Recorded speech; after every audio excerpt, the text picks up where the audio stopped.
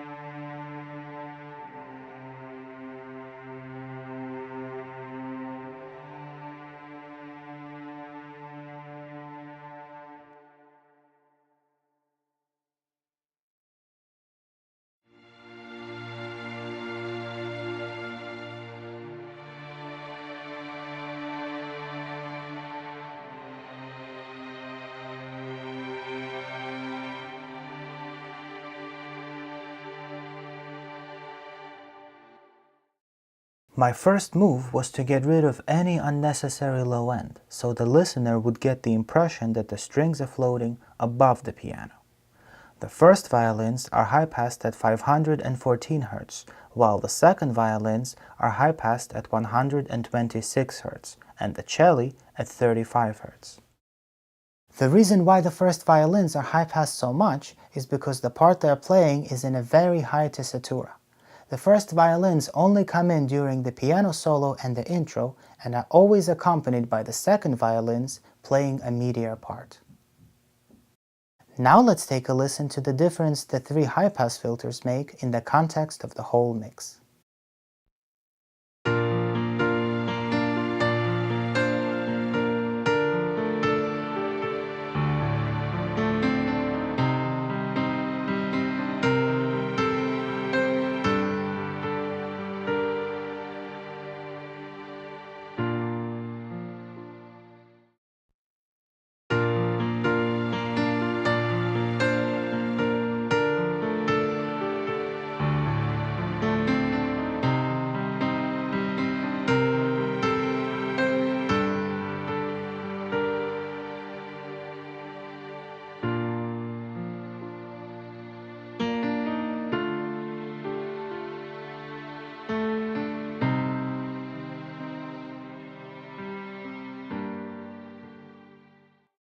Notice how with the filters engaged, we get the impression that the strings are floating above the piano.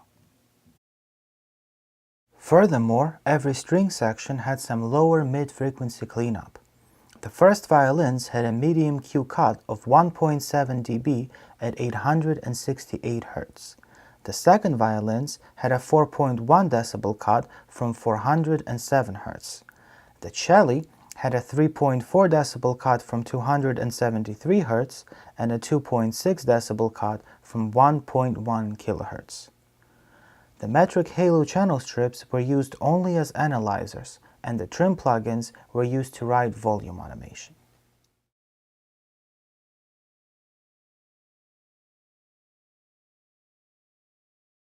On the strings auxiliary channel, an instance of Avid's EQ3 has an automated high-pass filter at 132 Hz and a 3.5 bell cut at 124 Hz that engage as soon as the bass enters with the drums right before the first chorus.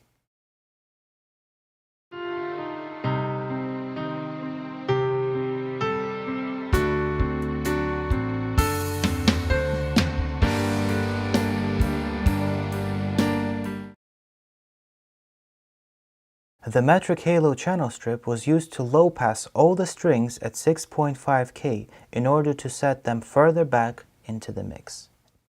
Psychoacoustically, we perceive the source to be further away from us if there is less high-frequency energy present. This, together with reverb, allows us to move elements in the mix along the Z-plane.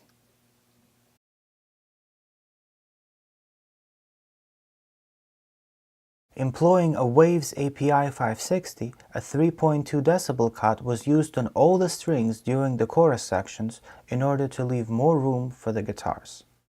So we can hear the effect of this automation in a slightly exaggerated manner. I'm going to solo the piano, the strings, and the guitars in the chorus section.